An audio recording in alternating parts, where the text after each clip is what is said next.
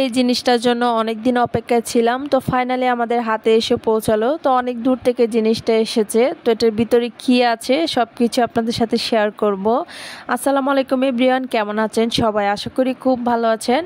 আবারও ওয়েলকাম জানাচ্ছি সবাইকে সোহানাস কিচেন অ্যান্ড ব্লগ পেজ থেকে। আমি সোহানা নতুন আরেকটি ভিডিও নিয়ে হাজির হয়ে গেলাম। আশা করি ভিডিওটি সবার খুব ভালো লাগবে, আর ভালো লাগলে অবশ্যই লাস্ট পর্যন্ত কন্টিনিউ করবেন। আর আমার পেজে যারা নতুন আছেন তারা অবশ্যই পেজটাতে ফলো দিয়ে রাখবেন, আমার ইউটিউব চ্যানেলটাকে সাবস্ক্রাইব করে রাখবেন নতুন নতুন ভিডিও পেতে।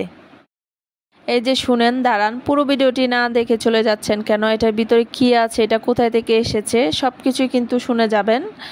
তো এটা অনেক দূর থেকে এসেছে, সেজন্য খুব সুন্দরভাবে একদমই র্যাপিং করা ছিল, আপনারা দেখে বুঝতে পারছেন। একদমই বস্তা, তারপরে পেপার টেপার দিয়ে একদমই মুড়িয়ে দিয়েছে। তো আমি তো খুলতে খুলতে একদমই হাঁপিয়ে যাচ্ছিলাম। তো এটার ভিতরে কি আছে ফাইনালি কিন্তু আপনাদের দেখাবো। আপনারা কিন্তু ভিডিওটি না দেখে একদমই যাবেন না, পুরো ভিডিওটির সাথেই থাকবেন। তো এই পার্সেলটা এসেছে রাজশাহী চাপাই থেকে। তো আমের সিজনে কিন্তু রাজশাহীর নামটা মুখে আনলে একটা কথা মাথায় আসে, আমের কথা।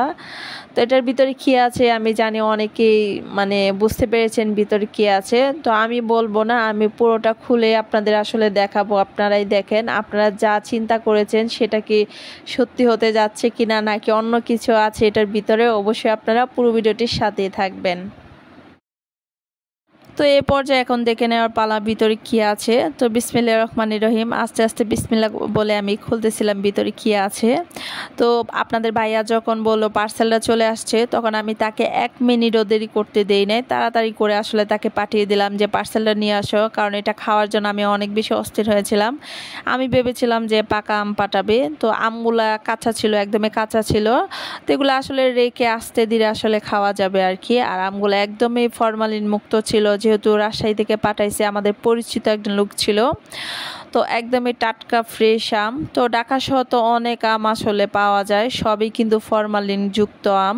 তো এটা একদমই ফরমালিন মুক্ত আম ছিল, একদমই টাটকা আম ছিল। তো ভাগ্য ভালো যে একটা আম পাকা পাইছিলাম। তো এটা এখন কেটে আপনাদের দেখাবো। আমটা মাশাআল্লাহ অনেক বেশি মিষ্টি ছিল, আর আমের আটিটা অনেক বেশি পাতলা ছিল, গুড়দা ছিল অনেক।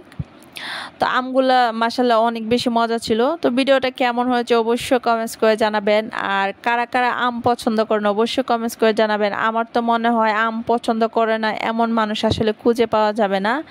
আম আর লিচু আমরা অনেক বেশি পছন্দ করি কাঁঠালের চাইতে।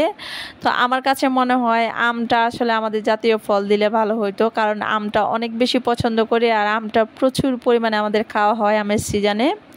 তো ভিডিওটা কেমন হয়েছে অবশ্যই কমেন্টস করে জানাবেন, আর ভালো লাগলে অবশ্যই একটা শেয়ার করে দিবেন। আর আমগুলো যখন পাকবে তখন কিন্তু আপনাদের সাথে আবারও শেয়ার করব। তো একদমই কাঁচা আমগুলা, তো এগুলো রেখে রেখে আসলে আস্তে ধীরে খুবই সুস্থভাবে খাওয়া যাবে আর কি। যাই হোক, তো এগুলো এখন মুড়িয়ে পেপার মুড়িয়ে আবারও রেখে দিব।